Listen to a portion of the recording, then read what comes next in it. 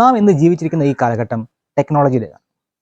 ഇത് അത്ര നിസ്സാരമായി ഒതുക്കി പതുക്കെ പറയേണ്ടതല്ല.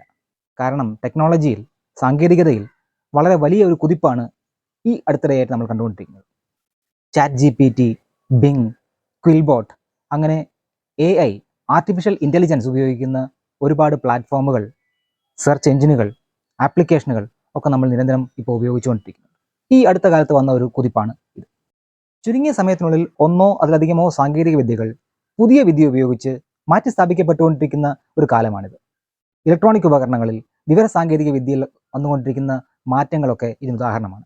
ദ്രുതഗതിയിലുള്ള പ്രയോഗവും വ്യാപനവും സമൂഹത്തിൽ പെട്ടെന്നുള്ള മാറ്റത്തിന് കാരണമാകുന്ന നവീകരണങ്ങളുടെ സാങ്കേതിക പുരോഗതിയുടെ ഈ കാലത്തിനെ സാങ്കേതിക വിപ്ലവത്തിൻ്റെ കാലം എന്നാണ് അറിയപ്പെടുന്നത്. ഇത്തരത്തിലുള്ള ഒരുപാട് മാറ്റങ്ങൾ മനുഷ്യ സമൂഹം ഇതിനു മുമ്പ് കണ്ടിട്ടുണ്ട്.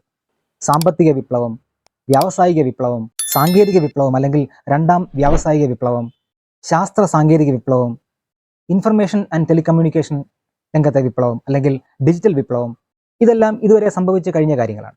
ഇപ്പോൾ മനുഷ്യൻ നിൽക്കുന്നത് അല്ലെങ്കിൽ മനുഷ്യ സമൂഹം നിൽക്കുന്നത് നാലാം വ്യാവസായിക വിപ്ലവത്തിൻ്റെ പടിവാതിൽക്കലാണെന്നാണ് പറയുന്നത്. ഇവിടെയാണ് ഒരു പുതിയ സങ്കേതത്തെപ്പറ്റി അല്ലെങ്കിൽ ഒരു പുതിയ ഉപകരണത്തെപ്പറ്റി നമുക്ക് സംസാരിക്കാനുള്ളത്. മൊബൈൽ ഫോൺ ഇല്ലാതെ മൊബൈൽ ഉപയോഗിച്ച് ചെയ്യാൻ കഴിയുന്ന ഒട്ടുമിക്ക പ്രയോഗങ്ങളും ഒട്ടുമിക്ക കാര്യങ്ങളും ചെയ്യാൻ പറ്റുന്ന ഒരു ഉപകരണം AI പിൻ. ഇതിനെപ്പറ്റിയാണ് നമ്മൾ ഇന്ന് സംസാരിക്കുന്നത്. നമസ്കാരം, ചെറുതല്ല കാര്യത്തിൻ്റെ പുതിയ വീഡിയോയിലേക്ക് എല്ലാവർക്കും സ്വാഗതം.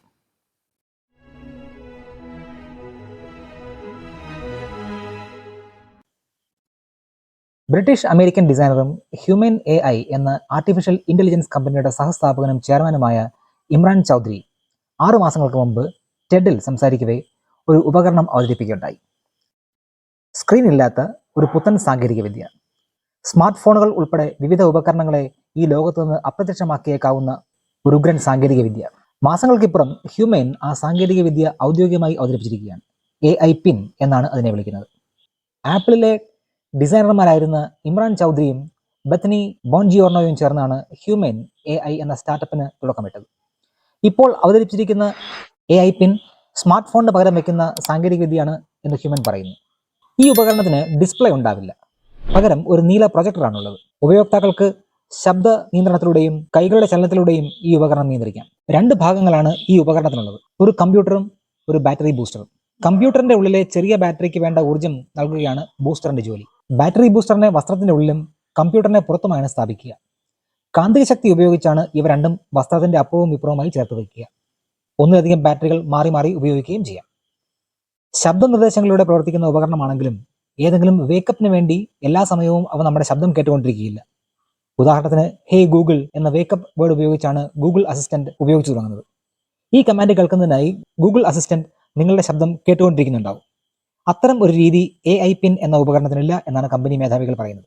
ശബ്ദം, സ്പർശനം, വിരലുകളുടെ ചലനം, ലേസർ ഇങ്ക് ഡിസ്പ്ലേ എന്നിവയിലൂടെയാണ് ഈ ഉപകരണവുമായി ഉപയോക്താവ് സംവദിക്കുന്നത്. മൊബൈൽ നെറ്റ്വർക്കുമായി ബന്ധിപ്പിച്ചുള്ള സ്വന്തം കണക്ടിവിറ്റിയും ഇതിൽ ഒരുക്കിയിട്ടുണ്ട്.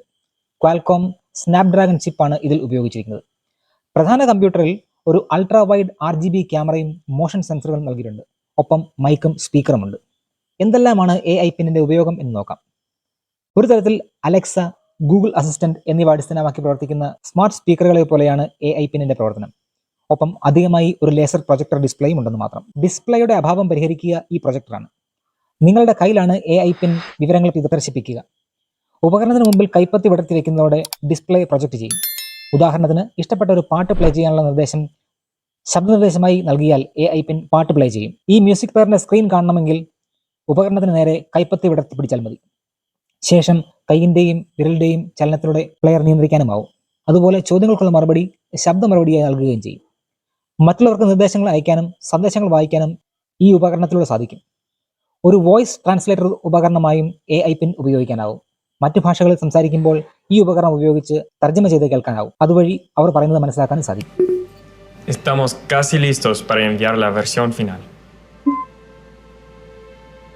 We are almost ready to ship the final version. Great. I can't wait. Thanks so much. Genial. No puedo esperar. Muchas gracias. Camera ഉപയോഗിച്ച് വസ്തുക്കൾ തിരിച്ചറിയാനും ആ വസ്തുക്കളുമായി ബന്ധപ്പെട്ട വിവരങ്ങൾ അന്വേഷിക്കാനും AI പിന്നിലൂടെ സാധിക്കും. ഒപ്പം ഫോട്ടോകൾ എടുക്കാനും ആക്ഷൻ ക്യാമറയെ പോലെ വീഡിയോ പകർത്താനും കഴിയും. AI പിൻ ഉപയോഗിച്ച് പകർത്തിയ ചിത്രങ്ങളും വീഡിയോകളും മ്യൂസിക് പ്ലെയർ, ഫോൺ കോളുകൾ, സന്ദേശങ്ങൾ എന്നിവ കാണാനും മറ്റുമായി ഹ്യൂമൻ സെന്റർ എന്ന പേരിൽ ഒരു പ്ലാറ്റ്ഫോം ഒരുക്കിയിട്ടുണ്ട്. ഈ പ്ലാറ്റ്ഫോമിൽ ലോഗിൻ ചെയ്ത് വേണം AI പിൻ ഉപയോഗിക്കാൻ. ഇന്ത്യയിൽ AI പിൻ വാണിജ്യാടിസ്ഥാനത്തിൽ ലഭ്യമായി തുടങ്ങിയിട്ടുണ്ടെന്ന് തോന്നുന്നില്ല. എങ്കിലും വിവിധ വെബ്സൈറ്റുകളിൽ പ്രീ ഓർഡർ ബുക്കിംഗ് നടക്കുന്നുമുണ്ട്. ChatGPTയും ക്വിൽബോട്ടും ഉൾപ്പെടെ AI ആർട്ടിഫിഷ്യൽ ഇന്റലിജൻസ് ഉപയോഗിക്കുന്ന ഒരുപാട് പ്ലാറ്റ്ഫോമുകൾ, ആപ്ലിക്കേഷനുകൾ നമ്മൾ ഇതിനോടകം തന്നെ ഉപയോഗിച്ച് തുടങ്ങിയിട്ടുണ്ട്. കാത്തിരുന്ന് കാണാം AI പിൻ സാങ്കേതികത എങ്ങനെ പുതിയ മാറ്റങ്ങൾ കൊണ്ടുവരുന്നുവെന്ന്. മറ്റൊരു വിഷയവുമായി അടുത്ത വീഡിയോയിൽ നമുക്ക് വീണ്ടും കാണാം.